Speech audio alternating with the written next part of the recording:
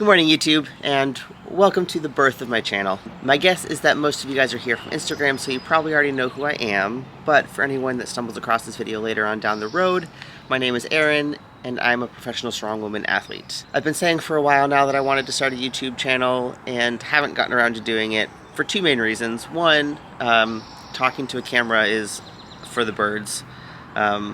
I used to be really bad at it. I've gotten a lot better, but I do want to use this as an opportunity to continue to improve. Second, I am somewhat of a perfectionist, and in my brain, why would I ever upload anything unless it was literally the best video that has ever been produced?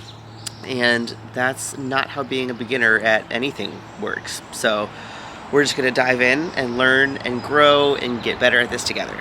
It's going to be a little bit awkward and clunky at first, and that's okay because that's what being a beginner looks like. So I want to keep this first video pretty short and sweet. I'm just going to do a quick introduction to myself for anyone that doesn't really know me, and answer some questions that you guys submitted over on my Instagram. So I might not get through all of the questions that you guys submitted over there, but I do plan to do a Q&A probably once a month, so any that I don't get to today, I will roll over into next time. And if you have any additional questions after watching this video, go ahead and drop them in the comments below. I'll also get around to answering those. So just a really quick introduction of myself. Like I said, my name's Erin. I've been competing in strength sports for over 10 years now, doing strongman exclusively for 7 or 8 of those years. Obviously, I've done a lot of contests in that time, so we're not going to go through my entire resume, but most notably, I got my middleweight pro card at Strongman Corporation Nationals. I won that in 2019 in the 82 kilo division. Fast forward a couple of years, I dropped down to the 73 kilo division for Worlds and won the title of World's Strongest Woman in that weight class, the 73 kilo, 160 pound weight class. I decided at that point that I wanted to be the first person to hold world titles in multiple divisions, so I built back up into the 82 kilo division for the next year, got 4th place at Worlds. That would have been last year, 2022. Most recently, I went up to heavyweight for the Amateur Arnold, and I won that, so I got my heavyweight pro card and an invite to next year's Arnold Strongman Classic, which will be in March 2024. So I've got that coming up. Before that, I will be back at Worlds in the 82 kilo division, with that goal of becoming the first person to win 2 world titles in multiple weight classes, which I think is really doable this year. I'm kind of just taking the whole year to prep for that, and I'm really excited. But without further ado, we're going to get into some questions that you guys submitted on my Instagram, so grab a coffee and let's have a chat. Alright, first question. What are the joys and challenges of training as a professional athlete? Ooh. I mean, there's a lot of joys. There's a lot of joy in getting to do what I love as a job. Like, I started doing this sport just because I loved it, because it was fun. And I have had the privilege to snowball something that I started for enjoyment into a career, and that's really, really cool. That being said, challenges, anytime a hobby becomes a job, there are going to be days that you don't want to do it. And so there is no longer the flexibility that comes with just doing something for fun. And you know, that's good and bad. But I think I saw another question here, kind of snowballs into a variation on a couple different questions that people asked.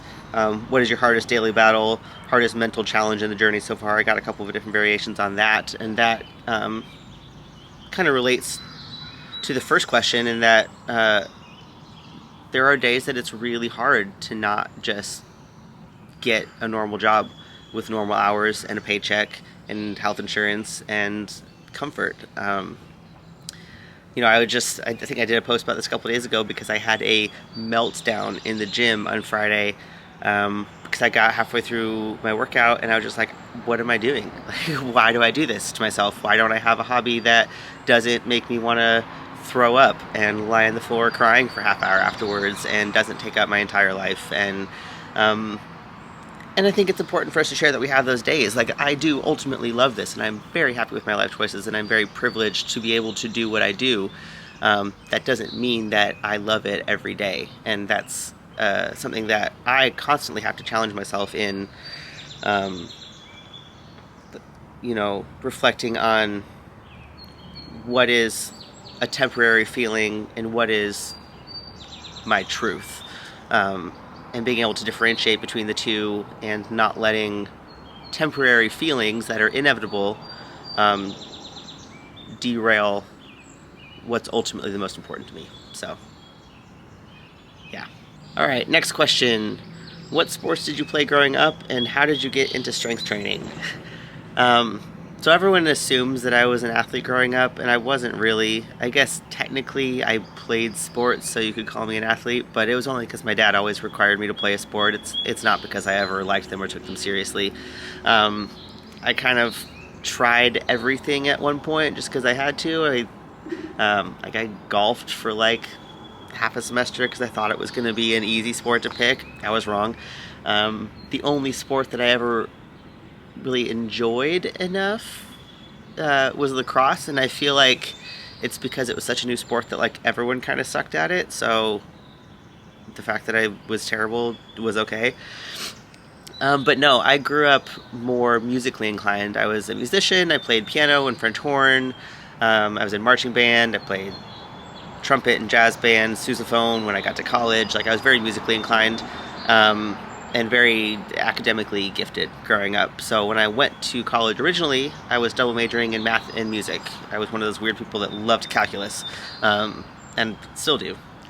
So it wasn't until my second year of college that my life kind of flipped.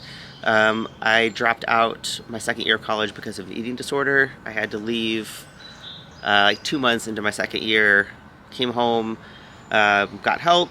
I ended up going to this camp, I guess you could call it. It's kind of like 10-day eating disorder camp where we did a lot of martial arts as part of our therapy. And it was this whole idea of like respecting your body for what it could do instead of what it looked like. And that was really empowering for me.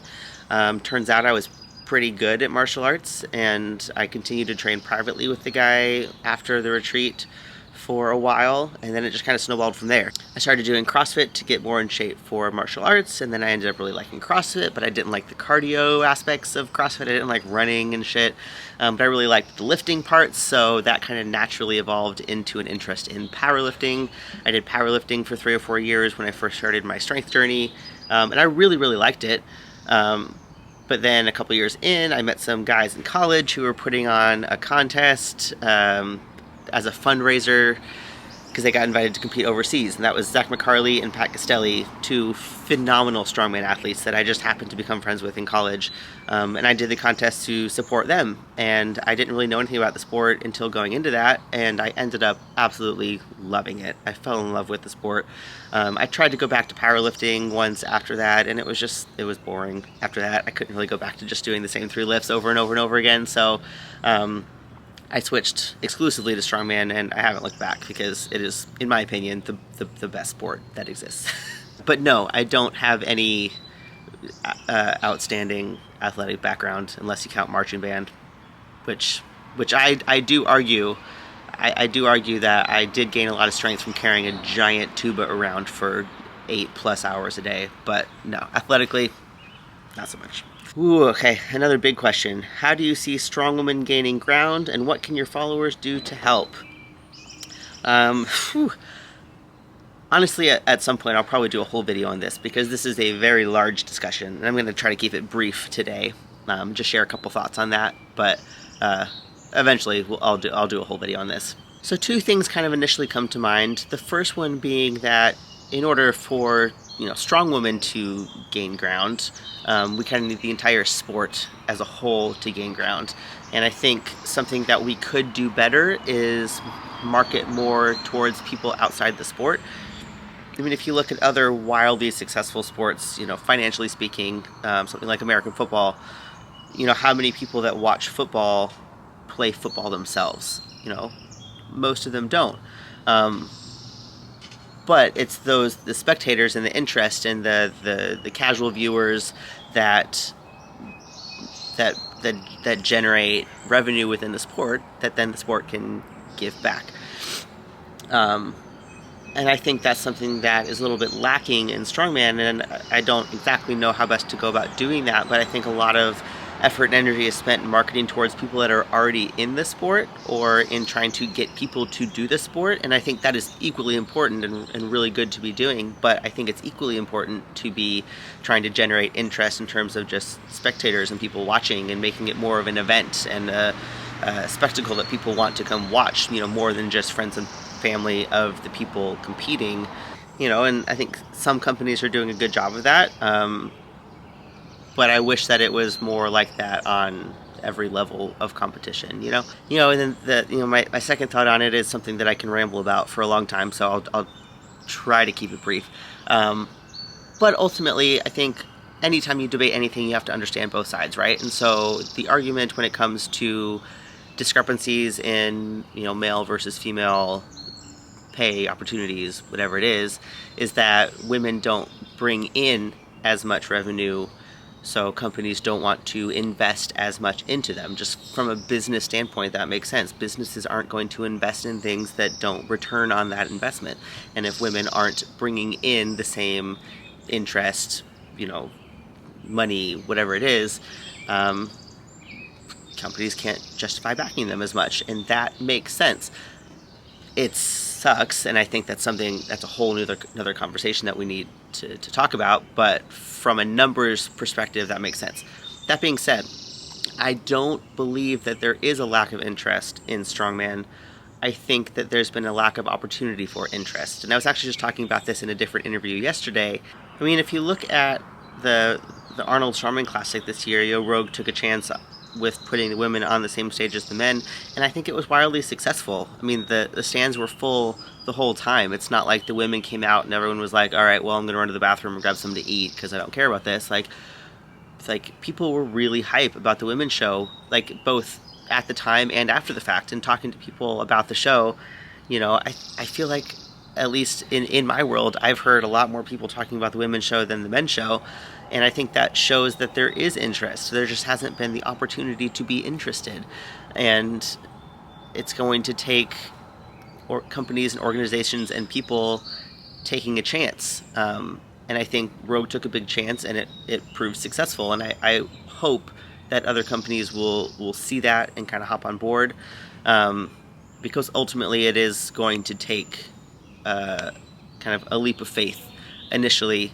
But I genuinely don't believe that it is because of a lack of interest. I think it's people can't be interested in what they don't know about. And I genuinely think that if that opportunity was provided more often, companies would see that there is an interest. I talk to people all the time about strongman, and if they don't know what it is, that I'll, explain, like, well, have you ever seen World's Strongest Man on TV where they're picking up, the giant rocks and pulling trucks and stuff like that? And people will be like, oh, yeah, I've seen that. And it's usually followed up with some version of like, oh, I didn't know women did that too. I didn't know there were weight classes. I didn't know, like, people don't know, and people can't be interested in things that they don't know about. And as far as what you guys can do to help it along, I would say just be involved and engaged and speak up. We live in a world where a lot happens online, a lot happens on social media. When companies look at, what's a good investment, they look at social media numbers a lot. So if you can engage with athletes, engage with these brands, and kind of show up, show interest, it's one of those things where, I guess it's kind of like recycling, I guess. Like, if one person recycles, is that going to do anything? No. But if half the population recycles, then we made a big dent. It's kind of the same. Like, as an individual, you saying something isn't going to do shit. But, if Rogue puts on the Rogue Invitational again this year, and they only put on a men's show, and they have hundreds of thousands of people in the comments saying, where are the women? Maybe that plants a seed. Maybe that starts a conversation for next year if they see that there's interest. But I think the number one deterrent right now is companies don't know that there is an interest, or that there will be a return on investment if they take the risk on involving women more. And I think just helping kind of show that there is would go a long way. Alright, my rambling is getting a little bit scattered now, so I'm just going to go with one more question for today, and we'll touch base on the rest of these next time. Outside of strongman goals, what's a big personal one? Also, what's your favorite cheat meal? Alright, so I guess we got a 2-in-1. Personal goals outside of strongman. Oh, that's tough. I actually haven't really thought about non-career goals in a while. The first that comes to mind, I guess, is tangentially related, but I really want to travel more. I say tangentially related because I am hoping at some point my career allows me to travel more, but even if that doesn't happen from a career standpoint, that is something that I want to make a point of at some point, hopefully when I'm a little bit more financially secure. I would just love to see the world and be able to experience more than my little corner of it. And as far as favorite cheat meal goes, I have a lot of them. I really like food, and it kind of changes depending on what I'm in the mood for. But I would probably say either sushi or pizza. Those are pretty much always winners. Alright, well that's the end of my first video Q&A. Tried to keep it a little bit short on this first round, but please let me know in the comments what sort of things you'd like to see in the future, any other questions that you want answered for next month's Q&A, what sort of content you want to see. This channel is kind of going to be all over the place. I spent a lot of time trying to think about what sort of content I wanted to have on my YouTube channel, and then I realized that I didn't want to lock myself into any one specific form of content because I want this to just be me sharing my life with you guys. And so that is going to end up being a lot of strongman and training stuff because that is a big portion of my life, but it's also not my entire life, and I want to be able to share, you know, any aspect of myself, and I want to be able to relate with you guys on a more personal level. My other forms of social media are a little bit more curated in terms of what I put on there, and I want this to just be more like open dialogue about my life and kind of look into my life and me as a person. And because of that, this might be a little bit all over the place, and you might not be interested in everything that I post, and that's okay. You don't have to watch everything that I post, but it is going to be just a reflection of me, and I hope that you want to be along for the ride. So thank you for being here. I look forward to getting better at this with you, and I wish you all happy training and happy lives.